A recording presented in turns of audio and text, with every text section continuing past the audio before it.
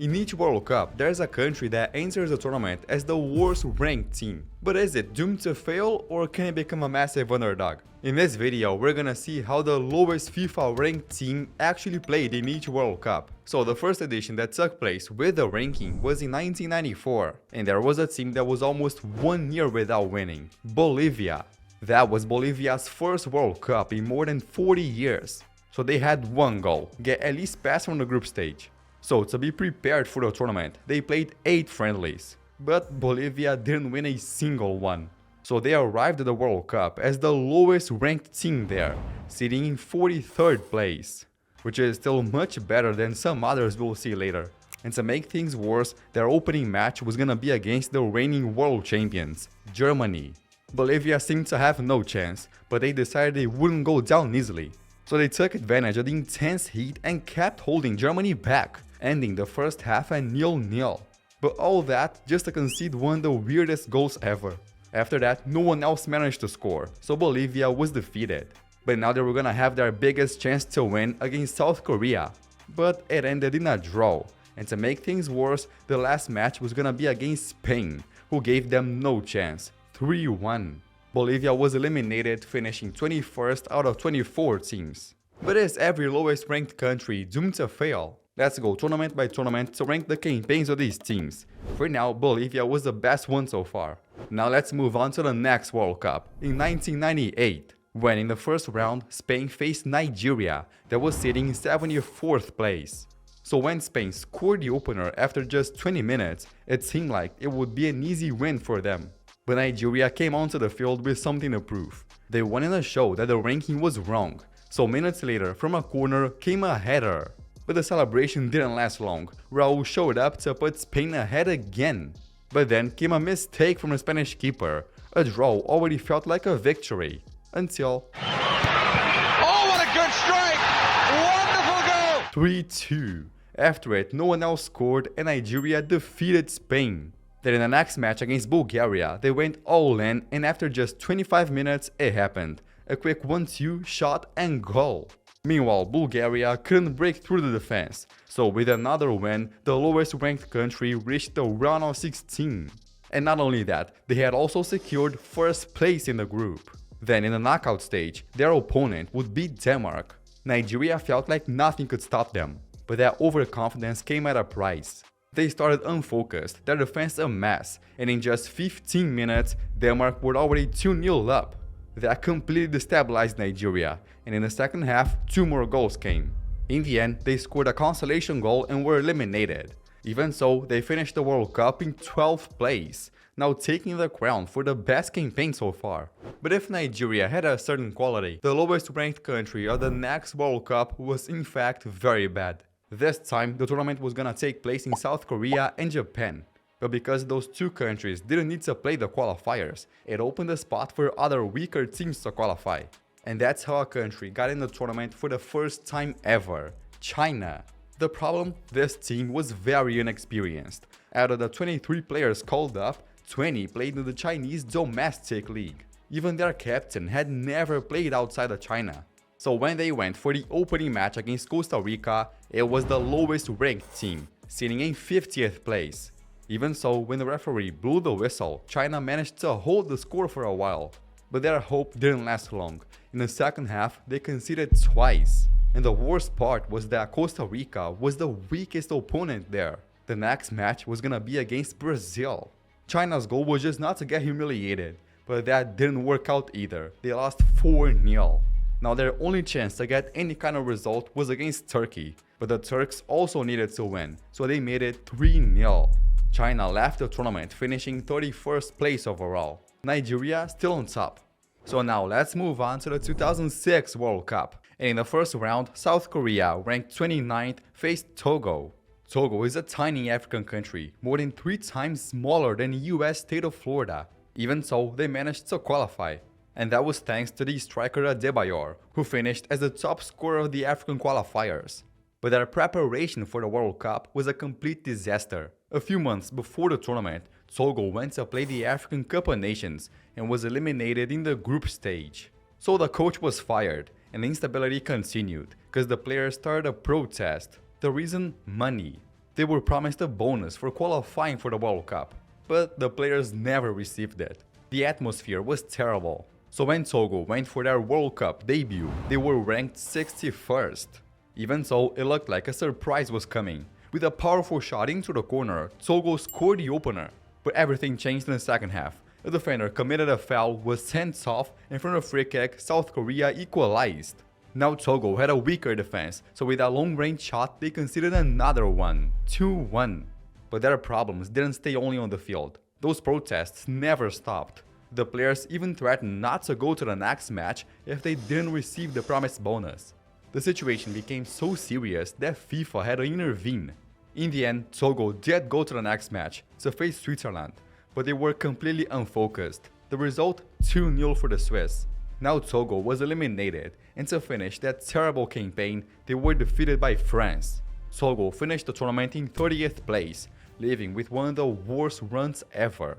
Now, 4 years later, an even weaker team managed to qualify. In 2010, Brazil stepped onto the field to face North Korea. For them, just being there was already a huge surprise. 20 of their players were from the North Korean League. Only 3 played outside the country. Even so, North Korea knew that the World Cup was on another level. So before the tournament, they decided to prepare with friendly matches. The problem? In 7 games, they didn't win a single one. It was 2 draws and 5 defeats. So they arrived at the tournament as the lowest ranked, sitting at 105th place. Now that's low. They knew the chances of getting thrashed by Brazil were very high, so the coach decided to use the only possible tactic, total defense. But Brazil struggled against defensive teams. The result? The first half finished 0-0. North Korea was doing what seemed impossible. But in the second half, the defense finally broke. 2 goals for Brazil. It looked like the game was decided. Until... Segura lá atrás, cuidado, olha o lance, saiu o Júnior! Gol! After that, no one else scored. But for them, losing by just 2-1 felt like a victory. That match made them believe they could face anyone. So against Portugal, the coach decided to change the strategy. Instead of parking the bus, they would attack. But it didn't go well, 7-0. There was still one last match against Ivory Coast, but by then they had no confidence left and suffered another defeat. With 3 losses, North Korea finished the World Cup in last place. But was the next lowest ranked team just as bad? Let's go to 2014. And one team that arrived in terrible form was Australia. They did have some World Cup experience, but their preparation for the tournament was a disaster. In the year before, they decided to test themselves in friendlies and got humiliated. Against Brazil, it was 6-0, and soon after, 6-0 against France. The situation was so bad that they fired the manager, and with the new coach, there were still more defeats in friendlies. So Australia arrived at the World Cup as the lowest ranked team, sitting in 62nd place. In their opening match, they were gonna face Chile, but the defense was completely disorganized, and in just 15 minutes, it was already 2-0. Australia looked lost on the field, so they found one solution: cross the ball to their main player, Tim Cahill. And it worked. Cahill scored. But then Chile scored again, 3-1. And the worst part? Chile was the weakest opponent in the group, because the next match was against the Netherlands. So in the first half, Robin went forward with 3 Dutch players against just 1 defender and put the ball in the back of the net. It looked like the Netherlands was gonna have the easiest win ever, until suddenly... The Netherlands in front, but Australia looking for a quick comeback, they've got it! Tim Cahill! Astonishing! Australia realized that it was possible to score against them. So they pushed forward, and after a cross, the ball hit a Dutch player's arm. The referee then pointed to the spot, penalty and goal. The lowest ranked team was now beating the Netherlands. But the joy didn't last long. Just 4 minutes later, the defense made a mistake, and Van Persie equalized. To make things worse, Zipe shot from outside the box, and the Australian keeper made a mistake. By 3-2, Australia was defeated. But they still had one more match, against Spain. However, it was even worse, 3-0. Australia finished the World Cup with 3 defeats, ending in 30th place. For now, Nigeria remains as the biggest underdog. But in 2018, one team surprised much more. Before the tournament even started, many people believed the host country, Russia, would be eliminated in the group stage. And for a good reason. In the 2 years before the tournament, they had only 5 wins. From their elimination in the group stage of the Euros 2016 until the World Cup, they played 20 matches. And the numbers were terrible, 6 draws and 9 losses. On top of that, as the host country, Russia didn't have to play the qualifiers. That meant fewer matches to earn points in the ranking. So when they stepped onto the field at the World Cup, they hadn't won in 8 months and were sitting 70th place in the rankings. But luckily for Russia, their opening match was against the second lowest ranked team, Saudi Arabia. So Russia went all in, until with a header they made it 1-0. After that, the game became more balanced, until the end of the first half, when Russia scored again. And then the floodgates opened, 3-0, 4-0 and 5-0. But to guarantee qualification, Russia still needed to beat Egypt. And this time it was much harder, until early in the second half, Egypt's fullback scored a bizarre own goal. From that moment on, the Egyptian team collapsed, and Russia took advantage, scoring 2 more. Russia started to believe that nothing was impossible, but in their last match, 3-0 for Uruguay. Even so, they reached the round of 16, but it looked like the end of the world, because their opponent was Spain. Russia knew their chances were very small, and it got even worse when, after just 12 minutes, their defenders scored an own goal. It looked like an easy win for Spain, but near the end of the first half, the ball hit Piqué's hand inside the box. So Russia's striker stepped up and buried it. Then Spain pushed forward with everything they had. But even with 83% possession, they couldn't get past Akinfev, so the match went to penalties. Russia couldn't believe they were so close to the quarterfinals. But that was the moment Akinfev became a hero, saving twice. Meanwhile, Spain's keeper didn't save any. Result 4-3 for Russia. The lowest ranked team was now in the quarterfinals. Now, after beating Spain, the next opponent, Croatia, didn't look so scary. So Russia went all in and Cheryshev smashed the ball into the top corner, 1-0. But the joy didn't last long. Soon after, Croatia equalized, kept making pressure, and in extra time scored another one. It looked like the end of the road, until the 115th minute. Chekayev takes Fernandez! Russia will not retreat! Now everything was gonna be decided on penalties. But this time, Russia's number 10 took one of the worst penalties ever. And then, the very hero who scored the equalizer sent the ball wide. Russia eliminated. Even so, the lowest ranked team finished in 8th place. That's what I call an underdog. But now let's move on to 2022, and if there was a team that didn't arrive in good form, it was Ghana. They are remembered for almost reaching the semi-finals of the World Cup in the past, but now the national team was in decline. So much so that in January 2022, Ghana was eliminated in the group stage of the Africa Cup of Nations.